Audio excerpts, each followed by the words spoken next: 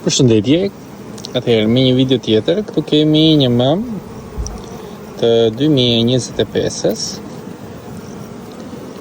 Ka punuar mirë, por jo në pritshmërit tona.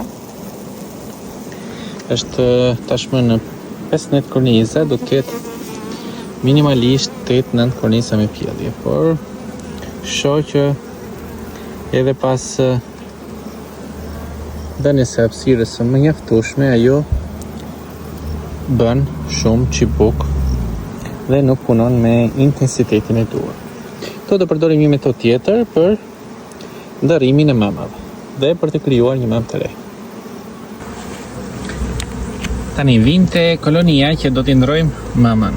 E kemi lënë me 9 korniza në katin e parë, për mos të shtuar shumë korniza poshtë, sepse ajo i kemi futur një çibuk të mbyllur, gati për të dalë, dhe i kemi vënë një famë dhe një diafrag me portë.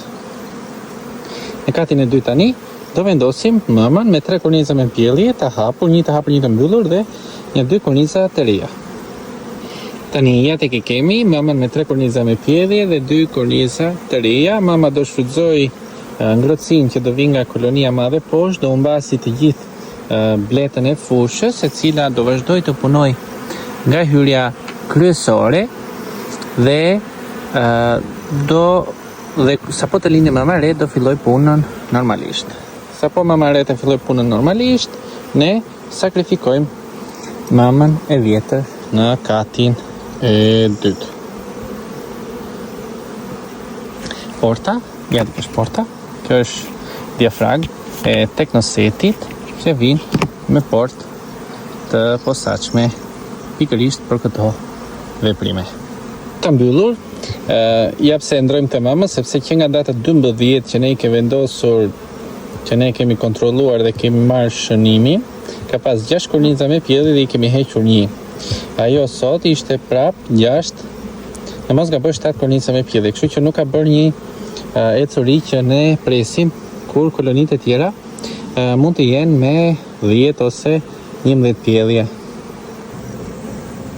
Këtu kemi një mbretëresh të vitit 2024 me ngjyrë të jeshile, të cilën gjithashtu dhe këtë duam të ndërrojmë. Ajo ka filluar të hedhë më shumë se sa duhet pjellje mashkullore. Është zvogëluar madje sepse ka bërë të çibuk rojitës dhe në të njëjtën kohë punon shumë ngadalë. Kështu që dhe për këtë mamën ne do bëjmë të njëjtën veprim. Dua t'ju jap një informacion të shkurtër se si punoj unë me këtë problematik si më poshtë. Në këtë koloni kemi 8 korniza me pjellje, 7 korniza me pjellje. Kemi çibuk rojitës të moshave të ndryshme, disa janë duke u mbyllur dhe disa të sapo krijuar. Mama nuk e gjejmë askund, në asnjë cep.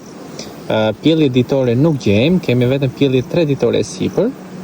Kështu që ja prishëm të gjithë çibukët, i kemi lënë vetëm një çibuk. Si do veprojmë në këtë rast? Te koloni do ta ndrojmë vendin me shtesën që kemi bërë aty me çibuk. Dhe çfarë do ndodhi? Kjo do humbasi të gjithë bletën e fushës, e cila ka instinktin rojitës dhe do ta marri çibuku. Në qoftë se mama është brenda në koloni, ajo do ta prishi më një herë çibukun që ne kemi lënë. Në qoftë se mama nuk është në koloni, atëherë kjo koloni do të nxjerrë një mamë të re nga çibuku që ne i kemi dhënë. Këto veprime i bëjmë që mos të humbasim as pak kohë.